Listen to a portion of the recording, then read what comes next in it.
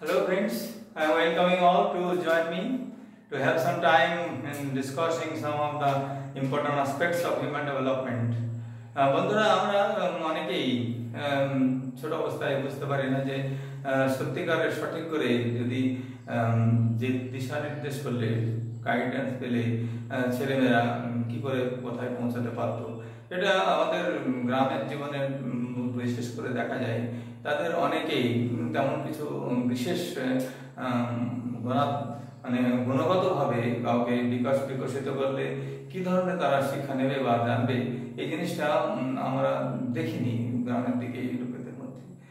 Comparatively এই কারণে এই গ্রামগুলো শহর থেকে পিছিয়ে আছে।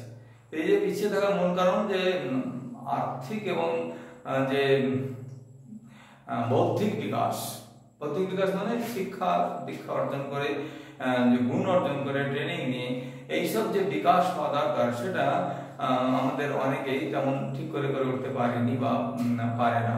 তো এই থেকে আমাদের বাচ্চারা যারা বড় হচ্ছে, এখন যাদের বড় হবে বা যারা পৃথিবীতে এসেছে মাত্র 3-4 বছর হলো, তাদের পড়াশোনা নিয়ে আমরা যারা এখনকার যারা গার্জেনকে দেখছি, আমার তো ছেলেগুলো বড় হয়ে গেছে, আমার নিয়ে ব্যাপারটা নয়, তো যারা বড় হয়নি, যাদের বড় করার চেষ্টা রয়েছে, তাদের সেই সমস্ত অভিভাবককে আমি বিশেষভাবে দৃষ্টি আকর্ষণ করছি যে তারা বাইরের চটক দেখে কখনোই কোনো বিদ্যালয়ে ভর্তি করাবে না।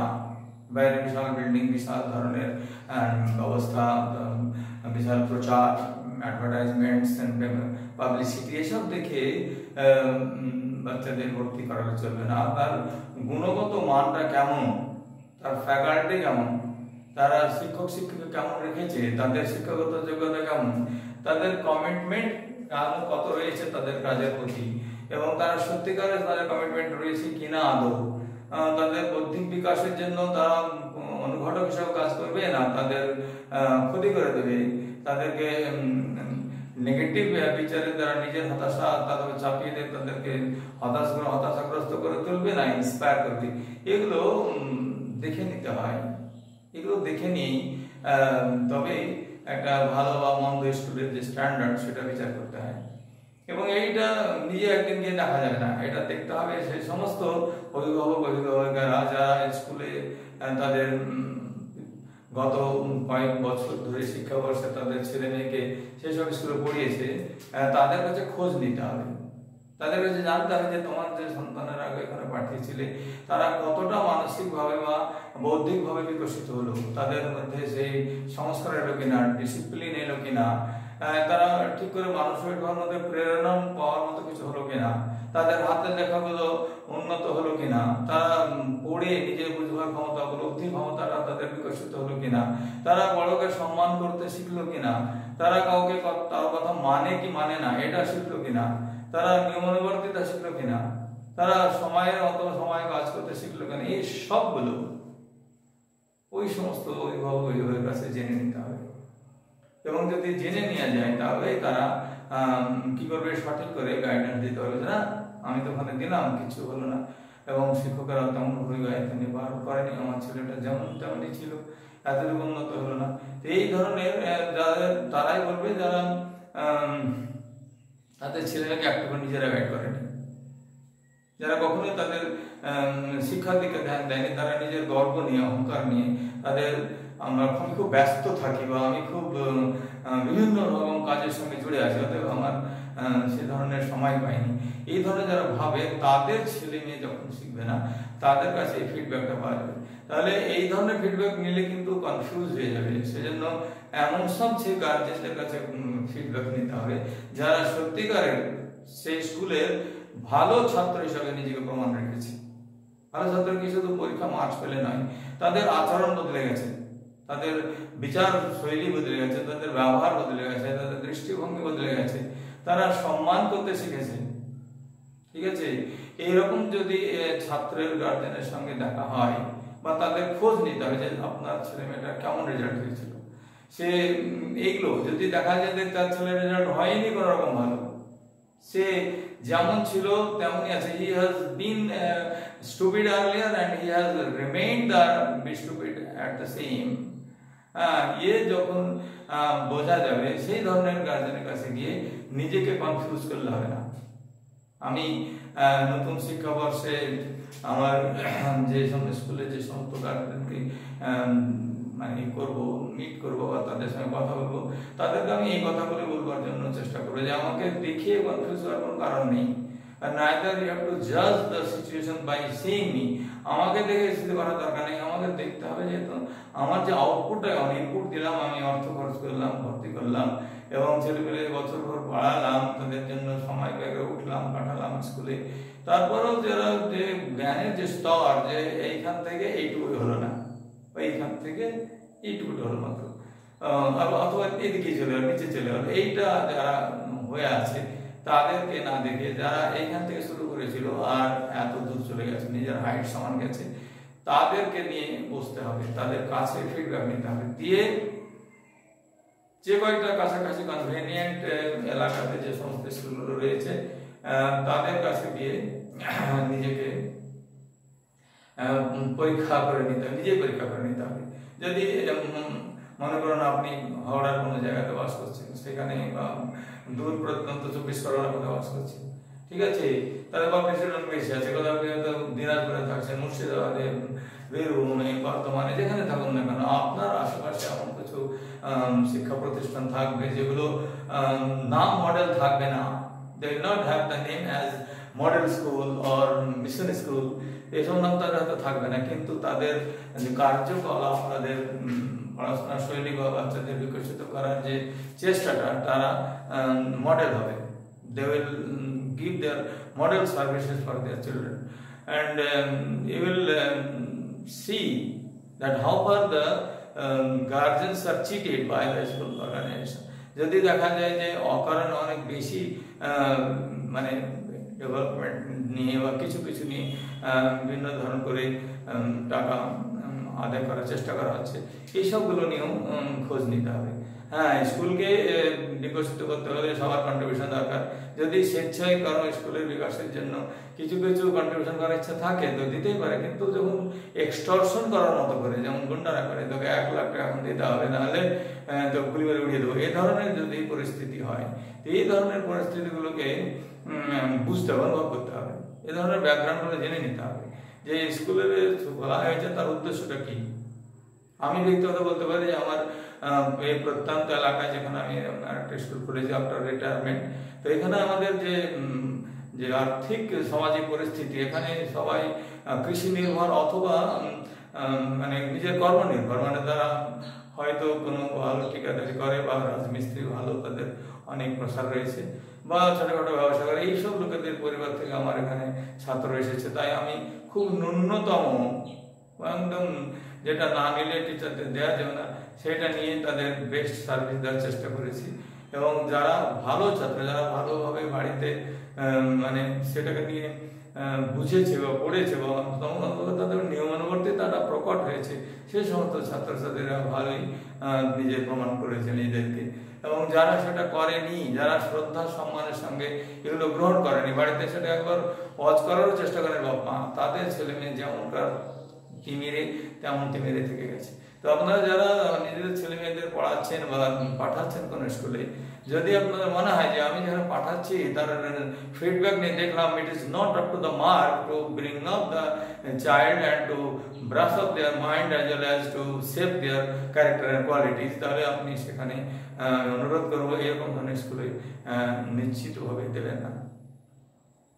আর দ্বিতীয় হচ্ছে আপনাকে নিজেকে ওয়াচফুল থাকতে, you have to be very much watchful about the activities of the children. আপনাকে নিজের ছেলে মেয়েদের যে অ্যাক্টিভিটিজ রয়েছে, ওরা সকালে কি করে, যখন স্কুল আসে তারপর থেকে বাড়ি যাওয়ার পর থেকে রাত 8টা-9টা পর্যন্ত যে টাইম টেবিলগুলো রয়েছে, সেগুলো তারা কিভাবে জুড়ে থাকছে সেটা আপনাকে দেখতে হবে।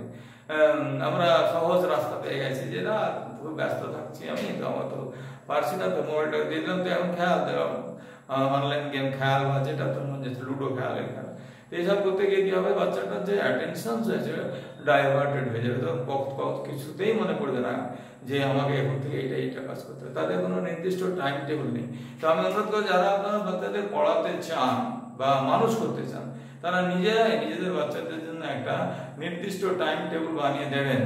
যদি খুব জেদি হয়, যদি খুব অবস্টিনেট টাইপের স্টুডেন্ট হয়, যদি স্টাবার্ন হয়, যদি বেপরোয়া হয়, কেয়ারলেস হয়ে যায় খুবই, অ্যান্ড ইগোইস্টিক আছে, জেদি হয়, তো স্টিল আপনাকে ছেলেপেলে আপনারই, আমার ছেলে খুব ইগোইস্টিক, আমার ছেলে আমার কথা শোনা না, বললে ছেড়ে দিলে তো হবে না আসলে। কারণ পৃথিবীতে আনার দায় যেমন আপনার, তেমনি তাকে সঠিকভাবে পৃথিবীতে রেখে যাওয়ার দায় আপনার বা আপনাদের পরিবারের। এই দায়টা আমি আপনাদের উপর চাপাচ্ছি না, it is just it is your natural responsibility, obligation for your children. যদি আপনার অব্লিগেশনই না থাকে তো সেক্ষেত্রে যে কথাটা উত্তর হবে সেটা খুব হার্শ হয়ে যাবে, মানে খারাপ কথা হয়ে যায়। আপনার অব্লিগেশন না থাকে তার উত্তর কি আমি বলবো? তো সেজন্য ভদ্রতার খাতিরে সেটা আমি আর এখানে বলছি না। আপনারা যারা এখানে শুনছেন তারা কিন্তু এটা বুঝে নিতে পারবেন যে আমি কি বলতে চাইছিলাম। যদি আপনার অব্লিগেশন মানে আপনার কর্তব্য বলতে যদি না থাকে তাহলে আপনি কি, সেটা আপনি নিজে বুঝে নেবেন। তো এটা বুঝে নেয় ভালো, বুঝে নিলে উপলব্ধি করলে সেই, কারণ লোকের কথা সর্বক্ষণ হাজারবার, আর নিজের কথা মানে কি সেটা একবার, সেটা আসল নিজের কথাটা একবার শুনতে হয়, পরের কথা শুনে কি হয়তো কোনো অন্ততই মানে ভিতর থেকে নিজেকে প্রিপেয়ার করতে হবে। তাহলে আপনার ছেলে মেয়েকে ভালো স্কুলে দেওয়ার যারা ভাবছেন তারা ভালো স্কুলে দেওয়ার চেষ্টা করুন, তার গতিবিধি জানুন, স্কুলের তাদের কারিকুলামগুলো জানুন, তাদের পড়াশোনার শৈলী জানুন, আর ভালো ভালো ছেলে মেয়েদের পরিবার থেকে ফিডব্যাক নিন। যারা বেঞ্চার ছিল, যারা খুব ইডিওটিক ছিল, যারা অ্যারোগ্যান্ট ছিল, যে সমস্ত ছেলেমেয়েরা যারা ক্লাসে কখনোই মনোযোগ দেয়নি, they let their wasteful times in classroom also by disturbing other or creating nuisance and just plotting against each other just to bully the other children. So those were the greatest bullying child. And then এই সমস্ত ছেলে মেয়েদের বাড়িতে গিয়ে কোনো খোঁজ নেওয়ার চেষ্টা করবেন না, কারণ তাতে আপনাকে মানে বিপথে পরিচালিত করার মতো লোক থাকবে। তো don't get guided or inspired by those people, those who don't have any mind. Don't go to the mindless people, যাদের মাইন্ড নেই, তাদের চেতনা নেই, যাদের মধ্যে সেই নিজের সন্তানকে মানুষ করবার জন্য মানে আকাঙ্ক্ষাটা অনেক প্রবল নয়, এমন ধরনের লোকের কাছে গিয়ে জিজ্ঞেস করে কোনো কাজ হবে না। তো আমি নতুন বছরে যেভাবে প্ল্যান করছি, আমাদের স্কুলের সেই মানগত যে ব্যাপারটা, গুণগত তো আছে, মানগত যেটা গুণগত ভাবে বিকশিত করার জন্য ওই সমস্ত পরিবারের ছেলে মেয়েকে রাখবো স্কুলে যারা সত্যি সত্যি বড় হওয়ার জন্য জন্মেছে। I don't believe in increasing the number in quantity. আমি সংখ্যায় বাড়াবার বিশ্বাস করি না, কারণ একটা সন্তানও যদি ভালো মানুষ হয় তাহলে সে 10টা সন্তানের থেকে অনেক বেশি মূল্যবান। কারণ আপনার একটা ছেলে যদি ডাক্তার হলো, একটা ছেলে যদি IITian হলো, একটা ছেলে যদি IAS অফিসার হলো, একটা ছেলে যদি IPS অফিসার হলো, একটা ছেলে যদি BDO হলো, একটা ছেলে যদি কোনো সরকারি চাকরি পেলো, সে রাজ্য সরকার হোক আর কেন্দ্র সরকার, অথবা কেউ যদি শিক্ষক হলো আপনার একটা ছেলে, তাহলে আপনার পারিবারিক যে পৃষ্ঠভূমি, যে ব্যাকগ্রাউন্ড, সেটা থাপা পড়ে যাবে, নতুন করে একটা সামাজিক প্রতিষ্ঠা বা পরিচয় আপনি পেয়ে যাবেন। ঠিক আছে, আমরা জানি আমাদের অবসরপ্রাপ্ত নজরুল সাহেব, যিনি IPS হয়েছিলেন, তিনি এক সময় একজন দিন মজুরের কাজ করেছেন। মানে যখন তার বাড়িতে টাকা থাকতো, বাবা তাকে টাকা দিতে পারতো না, তিনি নিড়ানি নিয়ে, বুঝতে পারছেন তো, নিড়ানি যেটা জমি নিড়ানি, সেই নিড়ানি নিয়ে পরের জমিতে গিয়ে ঘাস তুলে পাট দিয়ে, যেখানে মুনিশ দেওয়া বলে, সেই পাটের জমিতে বা ধানের জমিতে নিড়ানি করে টাকা অর্জন করে তার পড়াশোনার খরচ জুগিয়েছিলেন। কিন্তু তিনি ছিলেন উদ্যমী, সে জন্ম ছিল তার বড় হওয়ার জন্য, তাই তিনি IPS হয়েছিলেন। ঠিক আছে, এবং এই IPS করার পিছনে তার বাপ মার ভালোবাসা নিশ্চয় কাজ করেছে, না হলে ওকে বলতে না তুই প্যাটমনিসে দেওয়া তো কলেজে রাখতে হবে না, তারা হয়তো আর্থিকভাবে সমৃদ্ধ ছিল না, কিন্তু নিজের ছেলেকে উৎসাহ নিশ্চিতভাবে দিয়েছেন, তাই তিনি সাধারণ একজন দিনমজুরের ছেলে বড় হয়ে IPS হয়েছে। ঠিক আছে। তো আমাদের মধ্যে এমন অনেক গার্জেন রয়েছেন যারা অনেক কষ্ট করে অর্থ উপার্জন করে ছেলে মেয়েদের পড়াতে হচ্ছে। আমি তাদের নাম বলে তাদেরকে আর ছোট করতে পারবো না বা চাইবো না। তারা যারা চেষ্টা করছে, আমি কুর্নিশ জানাই তাদেরকে, দে আর রিয়েলি ব্রেভ পিপল। তারা সাহসী, এই যে তারা পরিশ্রম করছে নিজের সন্তানের বিকাশের জন্য, তারা মানুষ করার চেষ্টা করছে। তো আমি সেই সমস্ত লোকেদেরকে মানে সত্যি সত্যি হৃদয় থেকে কুর্নিশ জানাই। তারা সত্যি যে চিটিং করছে বা যে ইট বয়ে নিয়ে যাচ্ছে বা যে লোকে জোগাড় করে একটা ছোটখাটো এই লেবার কন্ট্রাক্টর হচ্ছে বা যারা নিজে রাজমিস্ত্রি হচ্ছে ভালো ধরনের, তারা যে কষ্ট করে অর্থ উপার্জন করে, এটা অত সহজ না। It is hard effort to earn money by setting lot of perspiration, মানে অনেক বেশি ঘাম ঝরিয়ে এই যে সন্তানকে মানুষ করা, নিজের সংখ্যাকে প্রতিপালন করার যে চেষ্টা যাদের মধ্যে আছে, তারা সত্যি সম্মানের যোগ্য। তারা really they are suppose to be honoured and I honour them and that's why I was saluting. इसलिए हमने उसको सैल्यूट ज्ञापन किया। और मैंने देखा कि अपने बिहार में हिंदी में बोल रहा तो शब्द, ताकि आपको पता चले कि मैं उस भाषा को भी उतना ही गति से अपनाया था जो मुझे अपने प्रोफेशनल स्किल के लिए जरूरी था। मैं एजाइक विद्यालय में पढ़ाता था जो RSS का परिचालित मैंने कमेटी का स्कूल है। वो हमको इसलिए स्कूल में मैंने अपॉइंट किया था कंपटीशन परीक्षा लेने के बाद कि वो समझ गया था कि इस आदमी को अगर इस कार्य को निपटने के लिए जिम्मेदारी दिया जाए तो वो निश्चित रूप से वो करेंगे। तो इसी विश्वास से हमको लोग 30 साल with a very good salary, they just let me work there. তো এই যে কাজটা এটা করার করতে হয়েছে প্রেরণা থেকে। না, I dedicated my time as a academic incharge that school. শিক্ষার বিকাশের জন্য যে কি দরকার সেটা আমি ওই স্কুলে করেছিলাম। ঠিক আছে, একাডেমিক ইনচার্জ বলা যে শিক্ষণ প্রমুখ হচ্ছে, যে শিক্ষণটাকে প্রমুখতা দিয়ে নেবে। তো আমি সেই শিক্ষণ প্রমুখ হিসেবে সেখানে কাজ করেছি এবং অতজন শিক্ষক পুরো শিশু বিভাগ থেকে আরম্ভ করে 12 পর্যন্ত অতগুলো শিক্ষক ছাত্রছাত্রী ছিল, 1800 বেশি। এবং তাদের মানে 6th বা 5th থেকে 10 পর্যন্ত লেভেল ছিল, তারা কাছে আমাকে শিক্ষণ প্রমুখ করতে করেছিল আমাকে। এবং তাদের শিক্ষার বিকাশের জন্য আমি যেভাবে করলে, যেভাবে কারিকুলাম করলে বা যেভাবে তাদের পড়ানোর ব্যবস্থা করলে, যেভাবে যোগ্য শিক্ষককে রাখলে সেই ক্লাসের ভালো ছেলেগুলো আরও ভালো হবে এবং যারা কমজোর আছে সেই সমস্ত শিক্ষককে দিয়েছি, তাদেরকে যারা ভালো ছাত্রকে নষ্ট না করে। এইভাবে ভালো ছাত্রগুলোকে পড়ানোর জন্য আরো ভালো দায়িত্বশীল শিক্ষককে রাখা হয়েছে এবং যারা একটু কমজোর ছাত্র, যারা ডিসিপ্লিন নাই, তাদের জন্য কঠোর শিক্ষককে দিয়েছে যাতে ওরা আমাদেরকে ডিসিপ্লিনটা শেখায়। এইভাবে বিভিন্ন ব্যবস্থাকে ব্যালেন্স করে তার গুণগত মানের বিকাশ করার চেষ্টা করেছে এবং আমাদের স্কুলের ছাত্ররা মানে অনেক বেশি সংখ্যায় 90-95% মার্ক পেয়েছে এবং 60 থেকে 80-র মধ্যে মানে 89 পর্যন্ত বাচ্চার সংখ্যা অনেক বেশি এবং 60-র নিচে মোটামুটি 2-4 জন ছাড়া কেউ পায়নি। এই যে গুণগত মানের বিকাশ হয়েছে, এটা তাদের প্রতি আস্থা রেখে তাদেরকে কাজে লাগিয়ে করা যায়। এই জন্য আপনার সন্তানরা যারা ঠিক করে বিকাশ করার চেষ্টা করছেন, তাদেরকে সঠিক ভেবে চিন্তে স্কুলে দেবেন এবং সঠিকভাবে তাদের জেনে স্কুলে দেবেন। তাদের পড়াশোনা বিকাশ করার জন্য নিজেকে ঠিক করে জেনে বুঝে এটা করুন আর ঠিক স্কুলে ভর্তি করে তাদের জীবনকে বিকশিত করার চেষ্টা করুন। আপনারা সবাই আমার কথাগুলো হয়তো যারা বুঝতে পারলেন তারা হয়তো অনুভব করবেন আর ভালোবেসে সেটাকে জীবনে প্রয়োগ করবেন, এটাই ভেবে আমি এখানে শেষ করছি। যদি আমার কথাগুলো ভালো লাগে এবং যারা দেখছেন তারা যদি মনে করেন যে এটাকে লাইক করে দেয়, তাহলে লাইক করে দিন। যদি মনে করেন, আর যদি মনে করেন তো এটা কি বলছিল এরকম হয়তো আমি বলি না একটাও, মানে আমি হয়তো জীবনের কথা একটা দুটো জুড়ে দিয়েছি।